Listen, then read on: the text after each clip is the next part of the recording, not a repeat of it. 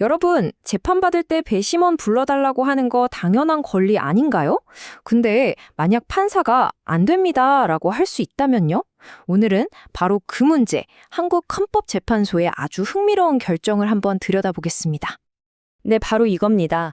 내가 배심원 재판 받고 싶다는데 판사가 그걸 거절할 수 있나? 이게 오늘 우리가 파헤쳐볼 질문의 핵심이죠.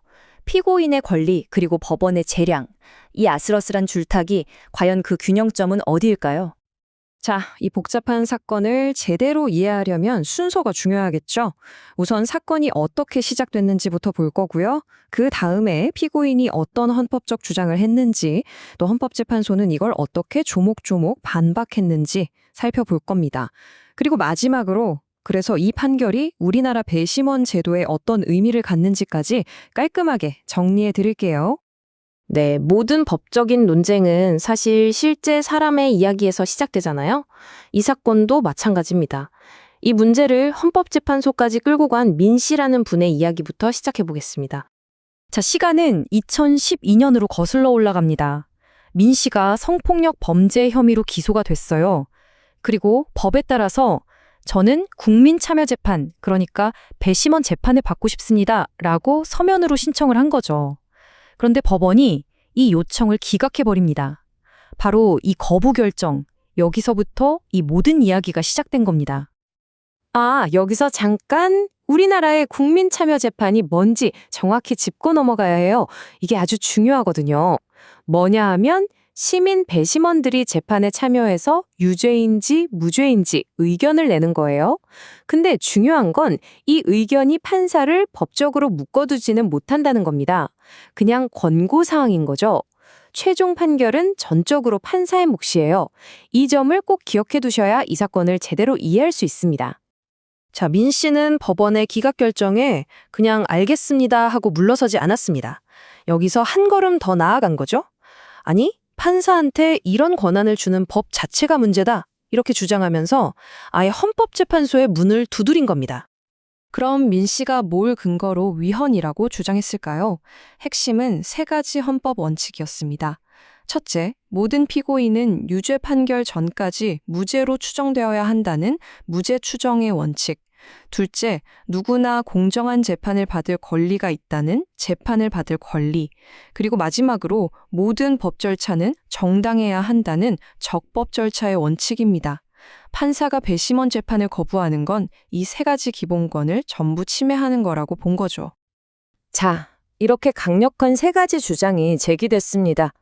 그럼 헌법재판소는 여기에 대해 뭐라고 답했을까요? 지금부터 헌재의 논리를 하나씩 차근차근 따라가 보시죠. 우선 첫 번째, 무죄 추정의 원칙을 어겼다는 주장에 대해서 헌재는 딱 선을 그었습니다. 이건 유무죄 판단이 아니다라는 거죠. 배심원 재판을 할지 말지는 그냥 재판을 어떤 방식으로 진행할지 정하는 절차적인 문제일 뿐이지 그걸 안 해준다고 해서 이 사람 유죄네 하고 미리 판단하는 불이익은 절대 아니라는 겁니다. 그럼 두 번째 주장, 재판을 받을 권리를 침해했다는 건 어땠을까요? 헌재의 답변은 아주 명쾌했어요. 우리나라 헌법이 보장하는 건 전문법관에게 공정한 재판을 받을 권리입니다. 배심원에게 재판받을 권리까지 헌법에 명시된 건 아닙니다. 라고요. 딱 잘라 말한 거죠. 자, 이제 마지막 세 번째 주장이 남았죠. 배심원 재판을 거부할 수 있는 법 조항이 너무 애매하고 모호해서 적법 절차 원칙에 어긋난다는 주장. 그런데 정말 흥미롭게도 헌법재판소는 오히려 이런 모호함, 그러니까 좀 포괄적인 기준이 꼭 필요하다고 봤습니다. 아니, 법이 명확해야지 왜 모호한 게 필요하다고 했을까요? 그 깊은 뜻을 다음 장에서 자세히 파헤쳐 보겠습니다. 네, 바로 이 지점이 이번 판결의 하이라이트라고 할 수 있습니다. 보통 우리는 법이 명확하고 구체적이어야 한다고 생각하잖아요? 그런데 헌법재판소는 왜 반대로 이 법 조항의 모호함이 오히려 사법 정의를 위해 필수적이라고까지 이야기했을까요? 헌법재판소의 생각은 굉장히 현실적이었습니다. 한번 생각해 보세요. 세상에 얼마나 다양한 사건들이 있겠어요. 사건의 복잡성, 증인보호 문제, 재판이 너무 길어지는 경우 배심원 재판이 부적절한 이유를 법에 하나부터 열까지 전부 다 써놓는다는 게 과연 가능할까요? 헌재는 그건 사실상 불가능하다고 본 겁니다. 그렇다고 판사 마음대로 하라는 건 절대 아니었습니다. 헌재는 이런 재량권이 남용되지 않도록 아주 중요한 3단계 안전장치가 있다고 강조했어요. 첫째, 법원은 결정을 내리기 전에 반드시 피고인의 의견을 들어야 합니다. 둘째, 결정은 판사 개인의 생각이 아니라 공식적인 재판을 통해 내려져야 하고요. 그리고 가장 중요한 셋째, 피고인은 그 결정이 부당하다고 생각하면 즉시 상급법원에 항고해서 다시 판단을 받아볼 권리가 있다는 겁니다. 이 절차들이 피고인의 권리를 충분히 보호하고 있다고 본 거죠. 자, 지금까지 사건의 구체적인 내용과 헌재의 논리를 따라와 봤는데요. 이제 한 걸음 뒤로 물러나서 이 판결이 던지는 더 큰 그림을 한번 보겠습니다.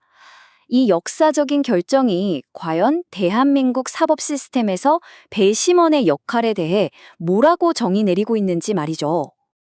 이 판결의 의미를 4가지로 정리해 볼 수 있습니다. 첫째, 배심원 재판은 헌법이 보장하는 절대적인 권리가 아니라 법률로 만들어진 제도라는 점. 둘째, 배심원의 판단은 매우 중요하지만 판사를 기속하는 최종 결정은 아니라는 것. 셋째, 그래서 판사는 때로 공정하고 효율적인 재판을 위해 배심원 재판을 안 할 수도 있다는 것. 그리고 마지막으로, 이런 판사의 재량권은 피고인의 절차적 권리로 철저히 견제된다는 점입니다. 결국 이 판결은 하나의 균형점을 찾으려는 노력이라고 볼 수 있어요. 재판에 시민의 목소리를 담겠다는 이상과 복잡한 현실을 다뤄야 하는 사법부의 필요 사이에서 말이죠. 결국 이 사건은 우리 모두에게 질문을 던집니다. 여러분은 어떻게 생각하시나요? 배심원은 재판의 중요한 조언자여야 할까요? 아니면 최종 결정자가 되어야 할까요? 과연 정의를 위한 가장 올바른 균형점은 어디일까요? 생각해 볼 만한 문제입니다.